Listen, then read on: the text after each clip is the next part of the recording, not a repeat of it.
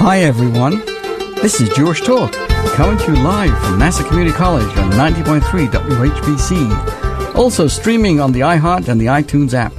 This program is later archived on Spreaker.com.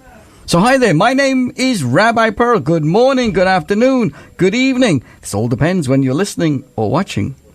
Well, first I'd like to welcome everyone listening to us, and let's begin with some insights and how to keep sane. We're in a crazy world today, all kinds of stuff going on. So I said, you know what, let me think about it. Let me do some research. Let me look into it. Some insights on how to remain sane. I must tell you, according to mental health research, stress levels have been skyrocketing in the United States across the world. Whether triggered by the volatile political landscape that we have here, the economic insecurity, or health issues, the American Psychological Association cited, listen to this, that 75% of adults report that they experienced moderate to high levels of stress in the past month. Stress is physically damaging, causing frequent aches and pains and compromising our immune system, and is also destructive to our emotional well-being. So let me tell you, let's look at Jewish wisdom, because it provides us with some tools and ideas to help us manage stress and weather the storm. First, I must say, you are enough. Let me tell you something. What do I mean by you are enough? Many people equate worthy in their sense of worth with productivity. We are what we do. This perspective creates an endless internal need to achieve in order to feel that we are worthy. There's a social researcher, her name is Brene Brown, calls this the hustle for worthiness, which creates a society governed by fear and shame. But Judaism, in contrast, posits that we're all created in the image of God and have an intrinsic worth that is not defined by what we produce. In fact, for 25 hours every Shabbat, we're forbidden from creative work. I have found that individuals who equate their inner value with their productivity find Shabbos to be especially challenging. If I can't achieve or produce on Shabbos, then what and who am I? So Judaism comes and reminds us, you are worthy. You can make mistakes, but you'll never be a mistake. The endless burden of things to do can never threaten who you are. Here's a second insight. Value and honor your effort. Judaism makes clear that it's our effort that counts, irrespective of whatever results may or may not be achieved. Although the outside world seems to function based on achievement and not effort, the reality is that we are only in control of the effort we invest and not in the fruit that it yields. We are responsible to put in a reasonable effort. God then does the rest. What happens may not be what we wanted, but the results are out of our hands. The irony, of course, is that we are so often focused on worrying about what is outside of our control that we forget to do our part. Each day, instead of getting overwhelmed with what you need to accomplish, let's focus on what is within our control. Let's ask ourselves, what is your reasonable effort for today? And then invest your energy into your efforts and not into worrying over the outcome. I'm not finished, my friends. Here's a third perspective. Again, we're discussing Jewish wisdom that gives us tools and ideas to help us manage stress and weather the storm. What is this, number 3? You are not a dog about to be eaten. What do I mean? Life can sometimes feel like a giant competition. It seems that there is a limited number of scholarships, job offers, and promotions. According to the Jewish perspective, God is limitless and that no one can take away what we've meant to have. A wise sage once said that he was not worried that in the end of his life he would not measure up to the great individuals in Jewish history. His only concern was that he would not measure up to the greatest version of himself. They tell a story about a rabbi who was in a small town, and the next town liked him, and they wanted him to I kind of headhunt him and bring him over and invited him to be the rabbi of the next town. And every time he came, they came over with him with the offers. He turned it down. One day they came to him with a piece of paper that showed 100 people signed a petition that they want him to be the rabbi. And he smiled. So they figured, he's changed his mind. He's coming. So they came with a whole entourage, with the chariots and the whole thing there. And they said, well, we're here to take you back to the next town. He said, I'm not going. He said, but one sec. We just came to you and you smiled. We showed you the piece of paper and etc. And now we're taking you back. Why did you smile if you weren't planning to come with us? And he answered, he said, listen, I looked at the paper. I looked at this piece of paper and I saw 100 people say how great I am. He said, when I pass on, I go up to heaven, they're going to say to you, hey, what do you do with your life? I'll pull out this piece of paper and I'll show them. Look. And he said, you know what they're going to say to me? He said, that's what 100 people say about you. What do you say about yourself? He says, if that's the case, I'm staying right here. And that's what I want to tell you. We should not be concerned about whether we measure up to this great person or that great person. What we really have to be concerned is, do we measure up to the greatest version of ourselves? So much stress results from comparing ourselves to others who seem to have more, do more, achieve more, succeed more, but comparisons are illusionary. God doesn't compare us to anyone else, and neither should we. Look inward and ask yourself, what else can I be doing to become the best version of myself? I'm going to tell you something. Right away, less stress. Here's another. The fourth in my ideas of what it means to be living a less stressful life. Take a break with love and connection. What am I talking about? Many of the college students tell me that they find the idea of Shabbat to be beautiful, but they simply have too much to do to take that much time off. The truth is, whether you keep Shabbat or not, no one can be productive 24/7. We all need breaks, and we need to find a way to get them. The only question is, will the breaks be taken mindfully and consciously, and in a way that they will truly refresh and invigorate us? Or will they be taken unconsciously in front of a screen and will often feel more exhausted afterwards than before we started? Taking a break from stress by spending time with others in loving and nurturing environments fills two needs: our need for rest and our need for human connection. So many people struggle with loneliness whether they are surrounded by others or not. And of course, let me give you an idea of people who struggle with loneliness, people who have mental health issues. As happy as they may be, it's many times it's just a mask. Deep down inside of them, they feel very, very lonely. Indeed, the loneliness that you can feel in a crowd is usually much more potent than when you feel when you are by yourself. Take care of yourself by taking a break with people who care about you in environments that facilitate love and connection. That's why I invite everyone to come and join us. Join us at Chabad of Mineola. Come for a Sabbath service. Come for the Shabbos Kiddush. Come for the Sabbath morning. You'll feel connected. You'll feel the respect and the dignity of not just being somebody who works out there and just goes through the routine of life. On the contrary, you become someone. Your ideas, we share ideas, we listen to each other's opinions, and we come to a consensus, and we argue, and we have a wonderful time. Daily stresses may be a regular part of life, but we don't need to feel powerless to face them. Incorporating Jewish values into our mindset can provide us with an emotional fortitude we need to live our lives with joy and to face our stresses with strategy. So, thus ends my little speech over here on the ideas of tools and ideas that help us manage stress. Now, another thing which I feel is important for us when we think about stress, you have to be able to step out of line. And to put it bluntly, your only habit should be not doing anything by habit.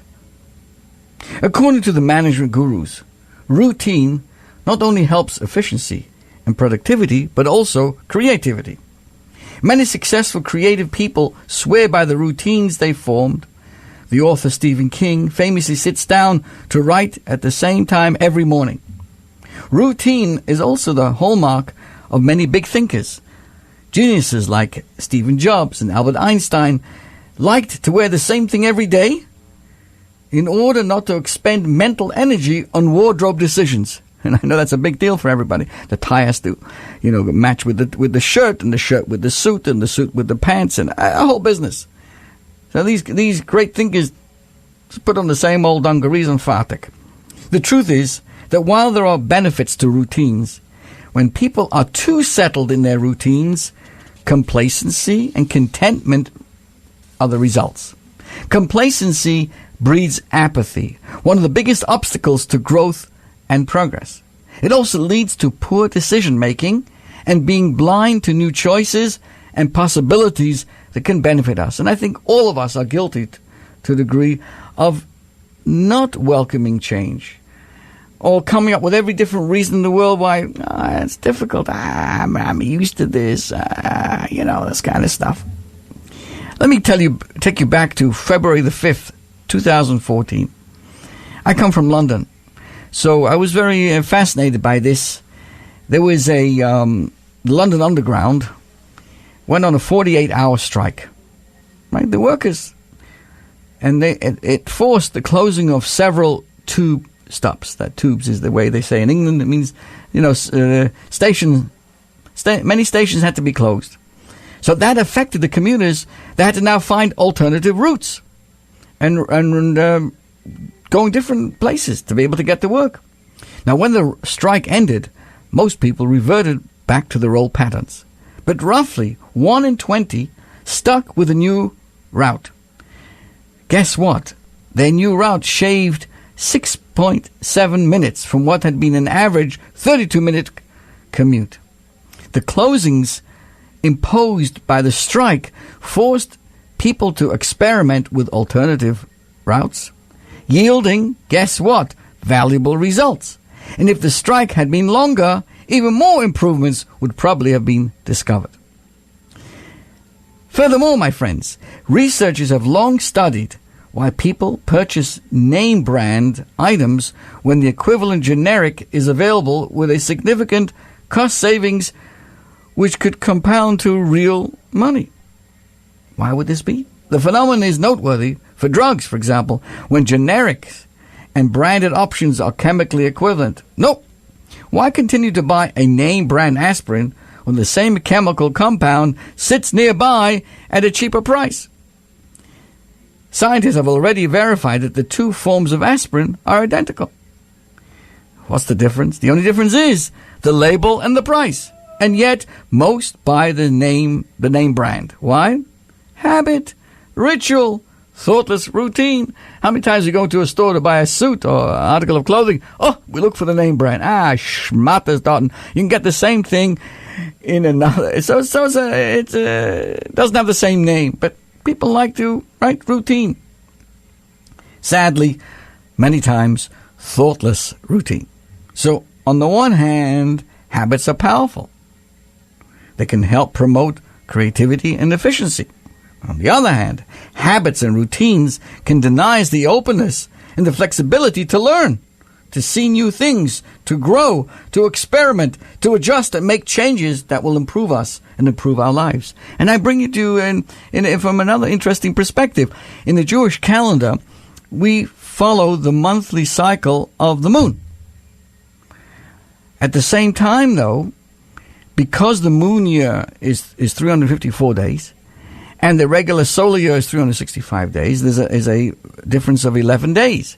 So every 2 to 3 years in the Jewish calendar, we add a whole extra month, a whole extra 30 days, because the Jewish holidays had to fall out in particular seasons. So if you followed a strictly moon calendar, like the Muslim calendar, your holidays will fall back 11 days, 11 days, 11 days, back, and you end up having like Passover in the middle of the winter. When the Torah tells us Passover, for example, should be in the spring season. So in order to reconcile these two calendars, we add an extra month. But what's the deeper side? We follow the moon, on our calendar. Yet from time to time, we reconcile it with the with the solar calendar. The solar calendar, of course, is the sun. The sun is consistent, routine, same thing, same every day, day in, day out. Moon, on the other hand, has this newness, this freshness. It gets bigger, it gets smaller, comes back, it disappears, it comes back again. So that's a balance between what we call consistency. You must have the consistency, you have to be that reliability, you have to be someone that you can rely on. At the same time, be open to freshness, ideas, and growth, which is symbolic of the moon. Our study estimated that 47% of all of our behaviors are the result of habits that we've formed that can be leveraged in a positive way. Just think about it. If we form the right habits, being on time, showing patience, being generous, we have half of our day pre-programmed in a way that we can be proud of. However, the downside is that nearly half of our lives is not the result of thoughtful consideration, mindful choices, but simply having settled into habits and routines mindlessly. This is no way to live. So many of us are caught in the hamster wheel of life. We wake up, go to work, exercise, brainlessly relax, go to sleep, wake up, and start again. Or we wake up, make lunches, drive carpool, shop, cook, do homework, serve dinner, collapse, wake up, and do the same thing over again. Or we do some combination of the two.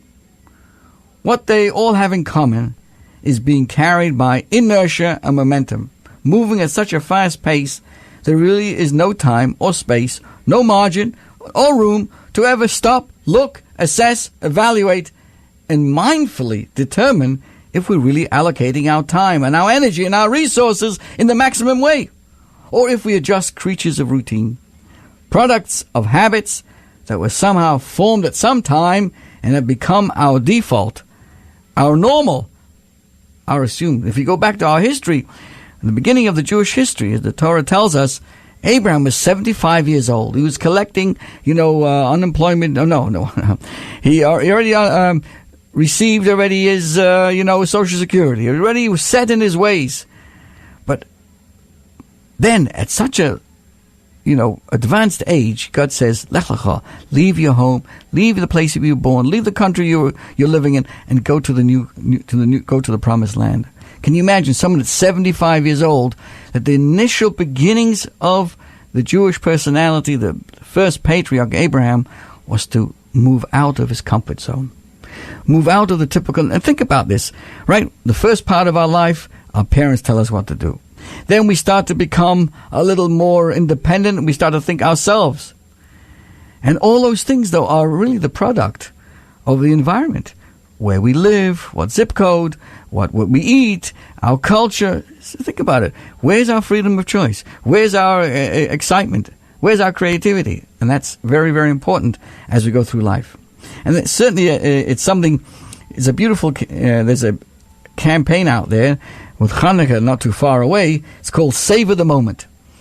It's calling for us across the world to go screen-free for 30 minutes after lighting your Hanukkah candles, which is the minimum necessary time for the candles to burn. That during the lighting of your menorah, those 30 minutes, don't have any iPhone in your hand. For too many of us, being chained to our smartphone, our tablets, laptop, or TV has become routine. The average American touches his or her phone 2,617 times a day. I think I do it more than that. But this is a habit that needs to be broken. The Talmud tells us that one who habitually lights the candles will be blessed with righteous children. And the commentaries explain that the flame of the candle looks like it's glowing constantly and consistently, right? You look at the candle, that's how it looks. Yet the fuel that drives it is constantly changing. It is fresh and new. What our rabbis are telling us is that the only thing we should do by rote is to never do anything by rote. And the only habit we should form is never doing things by habit. We should accustom ourselves to be like a candle, on the outside doing the same mitzvahs and practicing regularly, but constantly renewing and refreshing that which fuels our action, which is the thought process, the learning, the ideals, the new insights that we learn as we go through life. So Hanukkah provides us and the courage to break habits. And when we do that, we will truly see the light, both of the candles and, of course, of our life. I know that very shortly, in the coming week or so, we'll be having Thanksgiving. So we all of us are very thankful. Our calendar is dotted with days when we express our gratitude to various individuals and entities. For example, Veterans Day, we thank the members of the armed forces for the dedicated service. On Memorial Day, we show our gratitude to those courageous men and women who made the ultimate sacrifice while defending our liberties and our democratic lifestyle. On Labor Day, we express our appreciation to the industrious American workforce, the people who keep the wheels of our economy turning. On other selected dates, we pause to thank different historic individuals who have made valuable contributions to our nation. Well, we also look into Torah for a deeper perspective. What does the Torah say on this wonderful trait of thankfulness? And something to keep in mind as we prepare for Thanksgiving. There is Thanksgiving in the United States, the day when we thank God for enabling all of the above, all the things that we've just mentioned, and for all else that the Almighty continues does for us. There's no doubt that in this great country's historically unprecedented success and prosperity is due, in fact, that the founding fathers recognized that there is a supreme being who provides and cares for every creature. They understood that since God sustains and gives life to every being, it follows that every being has a certain unalienable rights upon which no government can impinge. These strong morals upon which our republic was founded express themselves to this day in American life. Look at the dollar bill and see the words, "In God we trust." That's a reassurance that as a people, we still recognize and acknowledge the source of all of our achievements. So, as citizens of this great land, we also look at the Torah for a deeper perspective and additional insight I'd like to share with you. What light does Torah shed on this wonderful trait of thankfulness? Actually, there is one mitzvah, one particular mitzvah, which is completely devoted to expressing gratitude. In Hebrew, it's called Bikurim. What's the background? During the temple era, in biblical times, every farmer was commanded to bring to the holy temple in Jerusalem the first fruits which ripened in his orchard. There, he would recite a passage. He would bring this fruit to the temple, recite a passage thanking God for the land and his bountiful harvest, and the fruits were given to the priests, to the Kohanim. The Medrash extols the great virtue of this mitzvah, going as far as to say that the land of Israel was given as a reward for the mitzvah of Bikurim that they would be observing after the entering the land. That the whole reason the land of Israel is to fulfill this mitzvah of Bikurim, of bringing the first fruits and giving thanksgiving. So while the importance of expressing deserved gratitude is self-understood, it's difficult to comprehend the special significance of Bikurim, of this form of gratitude. Isn't the Jewish day jam-packed with thank yous? Right? With the first words we utter when we wake up in the morning is to thank God for returning our soul, the Moda'ani. 3 times a day in the course of prayer, we thank God for everything imaginable. Before and after eating, we thank God for the food. There's even a blessing recited upon exiting the restroom, thanking God for normal bodily functions. So with all the thanking going on a daily basis, why the need for a specific mitzvah to emphasize the point? Why the great reward for this particular form of expressing thanks? Rabbi Schneerson, the Rebbe, points out one obvious difference between Bikurim and all the other ways we thank God. Bikurim, bringing first fruits, involve more than just words. It required commitment, travel. The gratitude must express itself in deeds. Schlepping all the way to Jerusalem was a big deal.